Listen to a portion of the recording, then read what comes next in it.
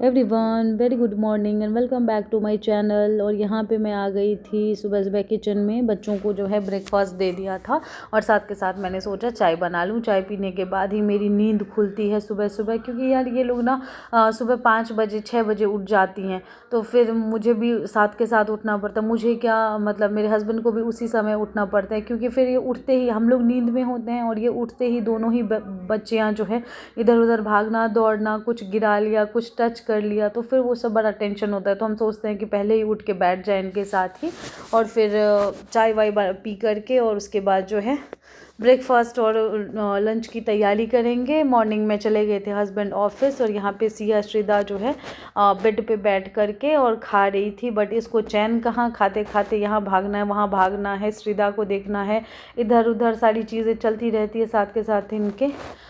तो यही है, मॉर्निंग रूटीन काफ़ी ज़्यादा बिजी हो जाता है, क्योंकि 12 बजे से पहले सारा चीज़ कर कर आके रखो, फिर जा कर के ऑफिस जो ऑफिस से और फिर जो है मतलब केयर टेकर आए, फिर मतलब मेरा वही दिनचर्या है, कुछ नया नहीं है यार करने को।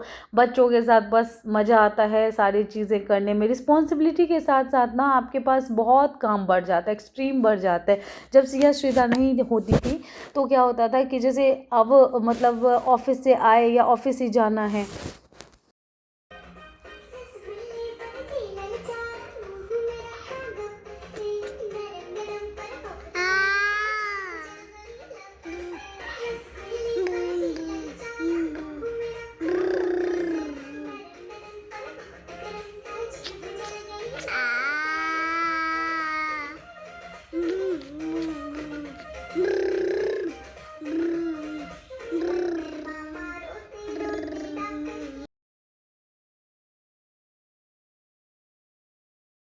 तो इतनी रिस्पॉन्सिबिलिटी नहीं होती थी कि मतलब ब्रेकफास्ट भी बनाओ, बच्चों को भी खिलाओ पिलाओ, देखो सारा चीज़ नहलाना धुलाना, पूरा का पूरा काम बहुत बढ़ जाता है।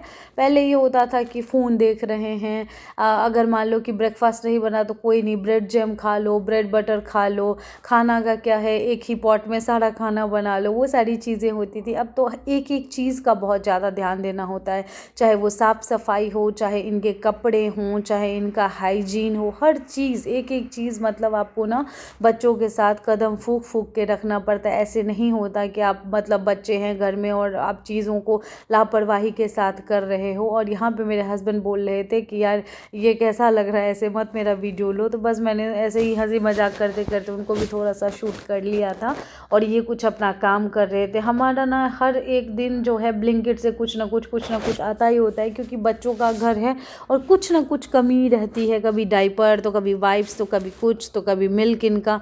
और मेरा घर में जो है आटा ख़त्म हो गया था, तो बस वही मैं उसको जो आटा वाला डब्बा उसमें डाल रही थी, तो मेरे से हो ही नहीं रहा था। मैं थोड़ा मतलब अच्छे से करने की कोशिश कर रही थी, बट नीचे काफ़ी ज़्यादा फैल गया था, क्योंकि मैंने पूरा का पूरा उसको ओपन कर दिया था बैग को।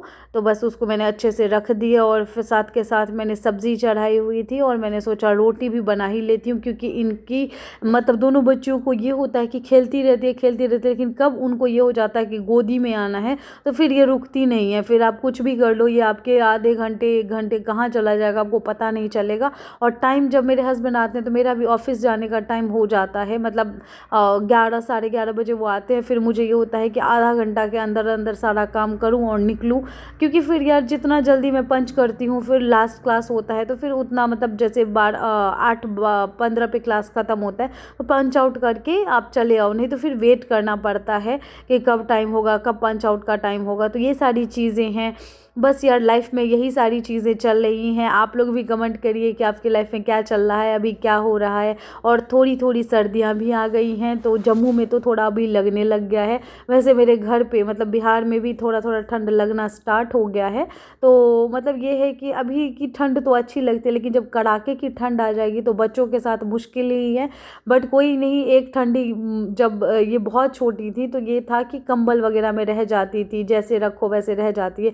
बट जब बच्चों का हाथ पैर हो जाता है, मतलब चलने दौड़ने लग जाते, तब बड़ी मुश्किलें आती है यार, मतलब उनको संभालना, उनको करना सारी चीज़ें, क्योंकि वो एक जगह टिकते ही नहीं है, यहाँ भागेंगे वहाँ भागेंगे, यही सब चलता रहता है लाइफ में।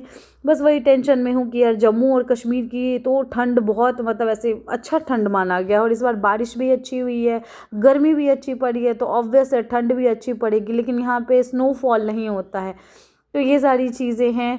और यहाँ पे साथ के साथ मैंने रोटियां भी सेक लिया था, और मतलब करते कराते काम हो ही जाता है। अगर आप आलस करते हो तो फिर चीज़ें दिक्कत करने लग जाती है, तो इससे अच्छा है कि टाइम पे चीज़ें हो जाएं। ठीक है, मिलते हैं नेक्स्ट वीडियो में।